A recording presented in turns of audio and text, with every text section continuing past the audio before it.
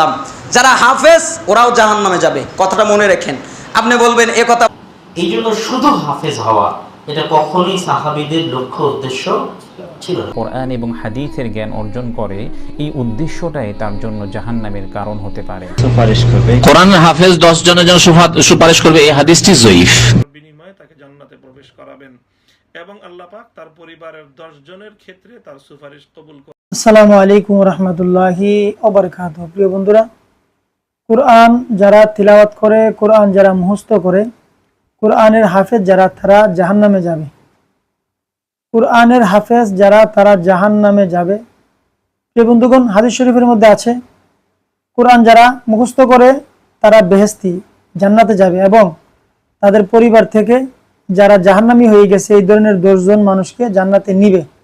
অথচ আমাদের দেশের কয়েকজন আলেম ফতোয়া দিয়েছে, বলেন যে কোরআনের হাফেজ জাহান্নামে যাবে।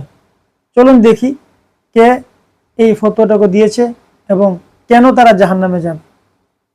আল্লাহ তাআলা সূরা ফুরকানের 30 নম্বর আয়াতে বলছেন, সেদিন রাসূল বলবেন, অকালা রাসূল, রাসূল বলবেন, ইয়া রাব্বি, হে আমার রব, ইন্না কওমি ইত্তাখাযু হাযাল কুরআনা মাহজুরা, নিশ্চয় আমার জাতির লোকেরা কোরআনকে পরিত্যাগ করেছে, এই কারণে আমি তাদের বিরুদ্ধে মামলা দায়ের করলাম। যারা হাফেজ ওরাও জাহান্নামে যাবে। কথাটা মনে রাখেন। আপনি বলবেন এ কথা বললো কেন? শুধু যারা হাফেজ ওরা ডাইরেক্ট জাহান্নামে যাবে, ঠেকাতে পারবে না কেউ। কারণ আল্লাহ তাআলা শুধু হাফেজকে জান্নাতে দেবেন এ কথা বলে নাই। আল্লাহ তাআলা বলেছেন, রাসূল বলবেন এরা কোরআনকে পরিত্যাগ করেছে, এদের বিরুদ্ধে কিয়ামতের ময়দানে আল্লাহর নবী দাঁড়িয়ে যাবেন। ইবনে তাইমিয়া রাহিমাহুল্লাহ বলছেন, কোরআনকে পরিত্যাগ করেছে কারা? যারা কোরআনের প্রতি ঈমান আনে নাই, এরাও কোরআনকে পরিত্যাগ করেছে। যারা কোরআন শুধু তেলাওয়াত করে এরাও কোরআনকে পরিত্যাগ করেছে। যারা কোরআন মুখস্থ শুধু করে এরাও কোরআন পরিত্যাগ করেছে। যারা ওই অনুযায়ী আমলও করে এরাও কোরআন পরিত্যাগ করেছে। এরা প্রত্যেকেই কোরআন পরিত্যাগকারী। তাহলে গ্রহণকারীকে? যাদের ভিতরে 5টা গুণ থাকে। 1 ঈমান এনেছে, 2 বিশুদ্ধভাবে তেলাওয়াত করেছে, 3 ওইখানে আল্লাহ কি বলেছে এইটা সে জেনেছে, তার মানে আল্লাহ কি বলেছে এইটা যে সে জেনেছে, 4 ওটার উপরে আমল করেছে, 5 মানুষের কাছে ওটা প্রচার করেছে, মানুষের কাছে দাওয়াত দিয়েছে, এই ব্যক্তি কোরআনকে গ্রহণ করেছে।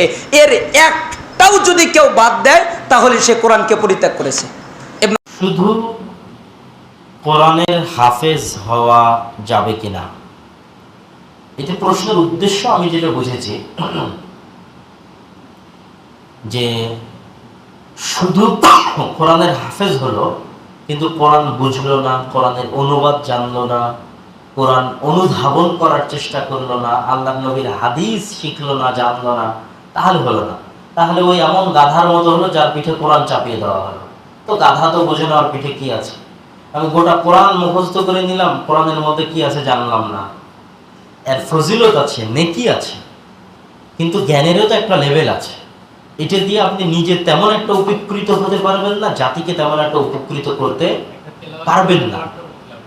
যে ওটাই বলছি, নিজে উপকৃত হতে পারবেন না, জাতিকে উপকৃত করতে পারবেন না। এই জন্য শুধু হাফেজ হওয়া এটা কখনোই সাহাবীদের লক্ষ্য উদ্দেশ্য ছিল না। সাহাবীরা কোরআন বুঝতেন, কোরআন হিফজ করতেন, কোরআন বুঝতেন। তাহলে আমাদের চেষ্টা করতে হবে কি, কোরআন মুখস্থ করব, পাশাপাশি কোরআন বুঝবো, বোঝার চেষ্টা করবো যে আল্লাহ কি বলেছেন। কোরআন এবং হাদিসের জ্ঞান আমি কেন অর্জন করব? কোরআন এবং হাদিসের জ্ঞান যদি কোনো ব্যক্তি এই উদ্দেশ্যে অর্জন করে যে আলেমদের সাথে গর্ব করে চলতে পারবে, কিংবা মূর্খদের সাথে বিবাদে লিপ্ত হতে পারবে, অথবা কোনো অনুষ্ঠান বা সেমিনারের অধিকর্তা হতে পারবে, এমন উদ্দেশ্য নিয়ে কোনো ব্যক্তি যদি কোরআন এবং হাদিসের জ্ঞান অর্জন করে, এই উদ্দেশ্যটাই তার জন্য জাহান্নামের কারণ হতে পারে। সহিহ ইবনু হিব্বানের ৭৭ নম্বর হাদিসের মধ্যে বর্ণিত হয়েছে, রাসূলুল্লাহ সাল্লাল্লাহু আলাইহি ওয়াসাল্লাম বলেছেন, লা তাতাআল্লামুল ইলমা লিতুবাহু বিহিল উলামা ওয়া লা তুমারু বিহিস সুফাহা ওয়া লা তাখায়য়ারু বিহিল মাজালিস ফামান ফাআলা যালিকা ফান্নারু ফান্নার। রাসূলুল্লাহ সাল্লাল্লাহু আলাইহি ওয়াসাল্লাম বলেছেন, তোমরা ইলমা জ্ঞান এই জন্য অর্জন করো না যে আলেমদের সাথে গর্ব করবে কিংবা মূর্খদের সাথে বিবাদে লিপ্ত হবে অথবা মজলিসের অধিকর্তা হবে। এমন উদ্দেশ্য নিয়ে কোনো ব্যক্তি ইলমা জ্ঞান অর্জন করলে তার জন্য জাহান্নাম, তার জন্য জাহান্নাম। ঠিক তদ্রূপ কোনো মোহাম্মদ ওসমান গনি নামক আইডি থেকে প্রশ্ন করা হয়েছে, আমার প্রশ্ন হলো, অনেকেই বলে থাকে কিয়ামতের দিন নাকি একজন হাফেজ 10 জনকে সুপারিশ করে জান্নাতে নিয়ে যাবে এবং একজন আলেম অনেককেই সুপারিশ করে জান্নাতে নিয়ে যাবে। কথাটুকু কতটুকু সঠিক, যেখানে নবীরা পর্যন্ত ইয়া নাফসি বলে কাঁদবে? আশা করি হাদিসের রেফারেন্স সহ বলবেন। প্রিয় দর্শক, সুনানে তিরমিজির মধ্যে হযরত আলী ইবনে আবি তালিব রাদিয়াল্লাহু তাআলা আনহু থেকে হাদিস বর্ণিত আছে, قال রাসূলুল্লাহ সাল্লাল্লাহু আলাইহি ওয়াসাল্লাম, মান ক্বারা আল কুরআন ওয়াস্তাযহারাহু ফাআহাল্লা হালালাহু ওয়া হাররামা হারামাহু আদখালাহু আল্লাহু বিহিল জান্নাতা ওয়া শাফাআহু ফি 10 মিন আহলি বাইতিহি কুল্লুহুম ক্বাদ ওয়াজাবাত লাহুন নার। এটি একটি হাদিস। এই হাদিসটি খুব সনদের বিবেচনায় খুব শক্তিমান না হলেও গ্রহণযোগ্য পর্যায়ের।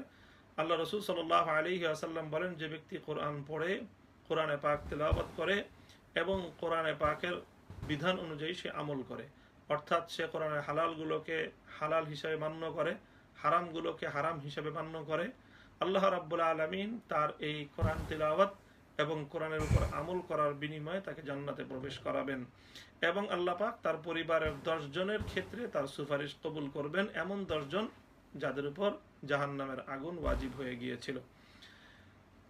আরেকটি হাদিসের মধ্যে একজন সাহাবী তিনি বলেন, সামিআতু রাসূলুল্লাহি সাল্লাল্লাহু আলাইহি ওয়াসাল্লাম ইয়াকুল, ইয়াদখুলুল জান্নাতা বিশাফাআতি রাজুলিন মিন উম্মতি আকসারু মিন বানি তামিম। কিলা ইয়া রাসূলুল্লাহ সিওয়া? ক্বালা সিওয়ায়া। ফালাম্মা কামা কুলতু মান হাযা? ক্বালু হাযা ইবনু আবিল জাদআ। ইবনে আবিল জাদআ সাহাবী হাদিস বর্ণনা করেন, রাসূল সাল্লাল্লাহু আলাইহি ওয়াসাল্লাম বলেছেন যে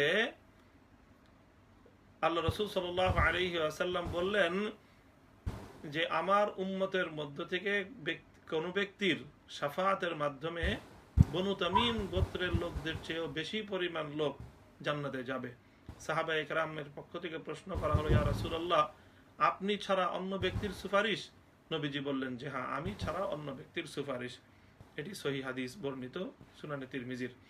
সুতরাং এই হাদিস থেকে আমরা স্পষ্টভাবে বুঝতে পারছি যে কিয়ামতের দিন নবী আলাইহিস সালাতু ওয়াস সালাম ছাড়াও এবং পয়গম্বর আলাইহিমুস সালামগণ ছাড়াও নেককার লোকদের এবং বিশেষ করে যারা আল্লাহর নিকট গ্রহণযোগ্য তাদের কাছ থেকে আল্লাহ পাক সুপারিশ গ্রহণ করবেন এবং তাদের সুপারিশের মাধ্যমে আল্লাহ পাক অনেক ব্যক্তিকে নাজাত দিবেন। জামিয়াতে আহলে হাদিস আন্দোলন বাংলাদেশের সম্মানিত সভাপতি অধ্যাপক ডক্টর আব্দুল্লাহ ফারুক সালাফি হাফিজাহুল্লাহ ওই বইটা সম্পাদনা করেছেন। শহীদুল্লাহ খান মাদানী হাফিজাহুল্লাহর তত্ত্বাবধানে লেখা একটা কোরআনের তাফসীর, নাম হলো ফাতহুল মাজিদ। নাম শুনেছেন না? অনেকের ঘরে ঘরে আছে, তাই না? ওই ফাতহুল মাজিদের সূরা আহকাফের 3 নম্বর আয়াতের ব্যাখ্যা করতে গিয়ে তারা লিখছেন, যেই ব্যক্তি দ্বীনি জ্ঞান অর্জন করে না, দ্বীনি জ্ঞান অনুযায়ী আমল করে না এবং আল্লাহর ইবাদত করে না, এটা হলো কুফরি কাজ। এবং কেউ কেউ এদেরকে নাস্তিক এবং ধর্ম নিরপেক্ষতাবাদ বলেছেন। আসলে এরা হলো শয়তান, শয়তান পূজারী। আমি কিন্তু বলিনি, আবার বলেন না আমি বলে দিছি। ওই কিতাবে আছে, আমি আপনাকে জানালাম। এমনকি আল্লাহ তাআলা সূরা, প্রিয় বন্ধুরা, কোরআনের হাফেজরা বেহেশতি এবং বেহেশতে তাদের 10 জনকে, তাদের আত্মীয় স্বজনদের মধ্যে 10 জনকে হাসরের ময়দানে বেহেশতে সুপারিশ করে বেহেশতে নিতে পারবে। কারণ এমন 10 জনকে তারা বেহেশতে নিবে যে 10 জন জাহান্নামী হয়ে গেছে।